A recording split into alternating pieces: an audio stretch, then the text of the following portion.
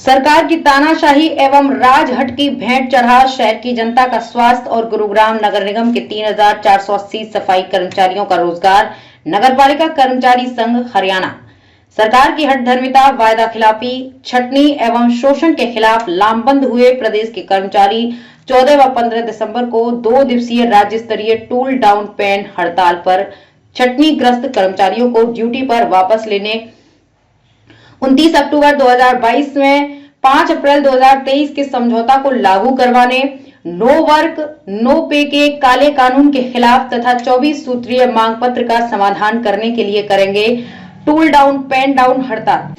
सर्व कर्मचारी संघ हरियाणा द्वारा 4 फरवरी 2024 को रोहतक में की जाने वाली कर्मचारी आक्रोश रैली में भी नगरपालिका कर्मचारी संघ हरियाणा के हजारों सदस्य शामिल होकर सरकार की कर्मचारी एवं सामाजिक न्याय विरोधी नीतियों का विरोध करेंगे। सर नमस्कार, मेरा नाम विक्की टाक, मैं नगरपालिका कर्मचारी संघ हरियाणा में जिला में सचिव के पद पर हूं। सर अब जो हमारी 14 और 15 दिसंबर की एक टूल डाउन पेन डाउन हड़ताल होने के लिए जा रही है, ये हमें मजबूरन ही करनी पड़ रही है।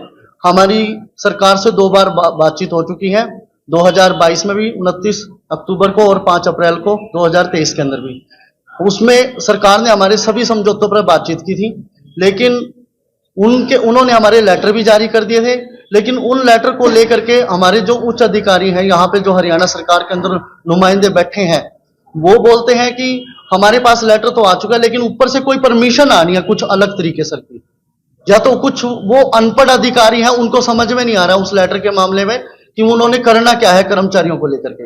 अगर वो, मैं बताना चाहूंगा आप लोगों के माध्यम से, अगर वो करते हैं तो ठीक है, वरना इस आंदोलन के बाद 14-15 तारीख के बाद जो टूल डाउन पेन डाउन हड़ताल होगी वो अनिश्चितकालीन में भी तब्दील होने के लिए, जैसे हमारे राज्य कमेटी के पदाधिकारी उच्च अधिकारी हमें आदेश देंगे तो हम उसको आगे भी बढ़ाने का कार्य करेंगे। मैं एक और अपील करना चाहता हूं आप लोगों के माध्यम से कि हमारी जनता से किसी भी प्रकार की कोई लड़ाई नहीं है। सरकार स्वास्थ्य, शिक्षा व्यवस्था, जितनी भी सफाई व्यवस्था है, उस पर जानबूझकर हमें कर्मचारियों को और सरकार हमारे बीच में ये लड़ाई का एक कार्यक्रम तैयार करने के लिए जा रही है कि वो कहते हैं कि ये कर्मचारी काम ही नहीं करते हैं, जबकि हम कोरोना काल में भी काम करते हैं, डेंगू में भी काम करते हैं, किसी भी कोई भी मंत्री अधिकारी आ जाते हैं, झंडे लगाने का काम करते हैं, चूना गिरने का काम करते हैं, कूड़ा उठाने का काम करते हैं, गंदगी को साफ करने का पूरी साफ सफाई व्यवस्था हम करते हैं। लेकिन हम अपने छोटे छोटे मांग और अधिकार के लिए हमें हड़ताल करनी पड़ रही है, वो हम मजबूर होकर कर रहे हैं। हमारी जनता से अपील है, हमारे इसमें किसी भी प्रकार की कोई मंशा नहीं है इस कार्य करने के लिए। वो सरकार हमारे बीच में, आप लोगों के बीच में लड़ाई लड़ाने का कार्य कर रही है। ये जो पेन डाउन टूल डाउन हड़ताल है, इसमें सभी नगर निगम परिषदों और पालिकाओं में फायर के जो हमारे कर्मचारी हैं या दफ्तर स्टाफ जो होगा, उसमें वो अपनी हाजिरी लगवाएगा। हाजिरी लगवा करके वो सारे इकट्ठे होकर के जो हमारे मेन, जैसे नगर परिषद का दफ्तर है या पालिका का दफ्तर है या फिर अपना निगम का दफ्तर है, वहां पर सारे इकट्ठे होंगे और वो रोज वहां अपना करेंगे। तो आपकी मुख्य मांगे क्या है? मुख्य मांगे नंबर 1, कच्चे कर्मचारी जो भी है, जो सरकार ने बात मान रखी है, वो एक कलम से पक्के करे जाए। क्योंकि सारी जगह जब सरकारों ने पक्के कर दिए हैं 10 साल से लगे 15 साल से, तो हम हरियाणा सरकार से भी ये हमने मांग कर रखी है और सरकार ने मानी हुई भी है कि इन कर्मचारियों को एक कलम से पक्का किया जाए। तो काफी समय से आपकी मांगे हैं, वो लंबित पड़ी है, कई बार प्रोटेस्ट भी करते हैं, क्या बातचीत नहीं करेंगे? किसी से बातचीत नहीं होगा? देखिए, हम जनता से भी ये कहना चाहते हैं और पत्रकार भाइयों से भी ये कहना चाहते हैं कि हमारा शौक नहीं है, नगर पालिका कर्मचारी संघ का ये शौक नहीं है कि वो हड़ताल करे या काम छोड़कर सड़कों पे उतरे। सरकार बार बार बातचीत पे बुलाती है और टेबल पे बैठ करके ये मानती है कि आपकी मांगे जायज हैं, इनको हम जल्द से हल करेंगे, और पत्र भी निकालती है। जो मीटिंग की प्रोसीडिंग है वो भी निकालती है।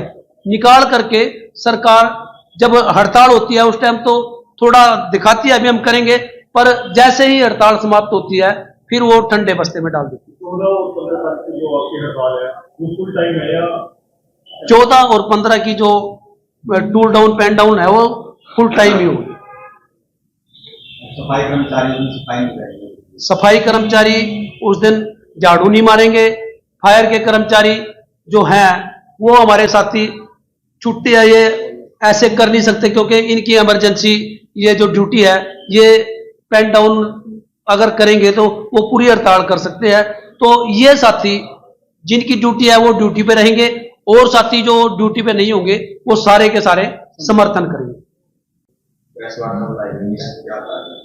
सबसे पहले तो जो हमारे पत्रकार भाई है उनका हम तहे दिल से धन्यवाद करते हैं, क्योंकि हमारे बुलाने पर और हमारी आवाज उठाने के लिए जो हमारे पत्रकार भाई, एक बार फिर उनका दिल से धन्यवाद।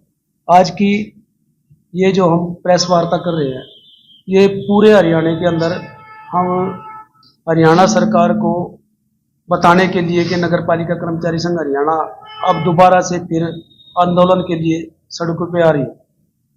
हम बताना चाहते हैं, अभी पिछले साल अक्टूबर के महीने में दिवाली के वक्त जो हिंदुओं का प्रमुख त्यौहार है उस टाइम हमने सरकार के साथ जो पत्र व्यवहार करके ये कहा था कि हमारे कर्मचारियों की जो समस्याएं हैं उनको आप लागू करो और इनकी समस्याओं का हल निकालो।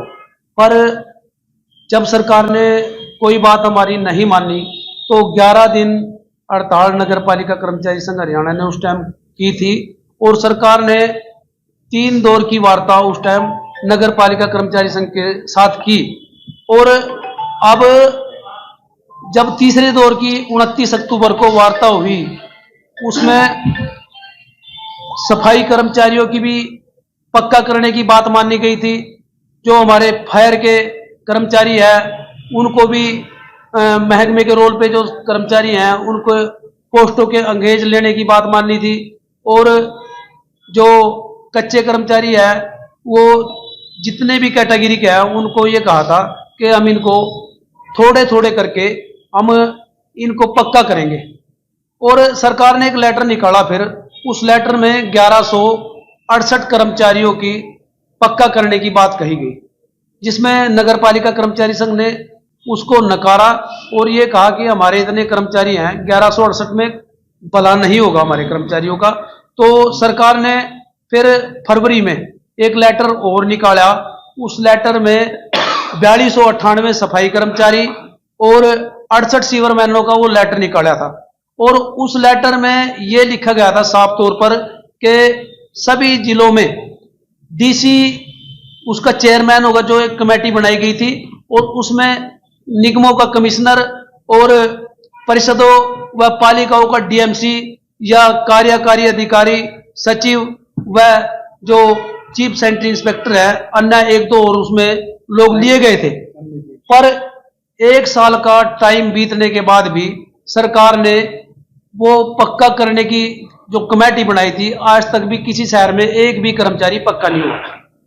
तब हमने इंतजार करने के बाद फिर सरकार को पत्र लिखा कि हमारे कर्मचारियों को जो आपने समस्याएं मानी थी उनको लागू करो।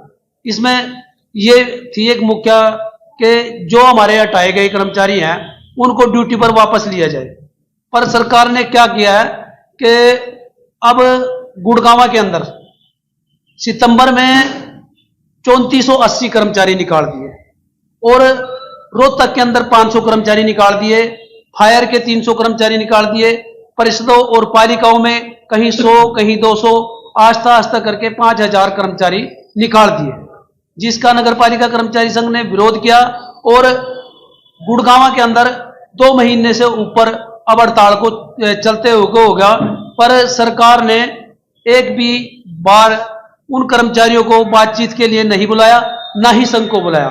तो हम सरकार से ये कहना चाहते हैं, आप जो ये सफाई अभियान अब शहरों में चला रहे हैं, इस सफाई अभियान में क्या हो रहा है कि जो प्राइवेट प्लाट पड़े हैं शहरों में, उन प्लाटों में अब सारे शहरों में एक सफाई अभियान के नाम पे काम चल रहा है, जो कि पहले से इन प्लाटों का या शहर का कूड़ा उठाने के लिए ठेका दिया हुआ है, और वो जो ठेकेदार है वो सही से काम नहीं कर रहा है। उसको बचाने के लिए अब जो अपना प्रशासन है उसको बचाने के लिए अब जो रेगुलर कर्मचारी है या महकमे के रोल के कर्मचारी है, उनसे वो काम करवा रहे हैं। और जो जहां पे काम करते हैं वो कर्मचारी वहां काम ऐसे ही रह रहा है। और सरकार ये कह रही है कि ये कर्मचारी जो है सफाई कर्मचारी काम नहीं करते।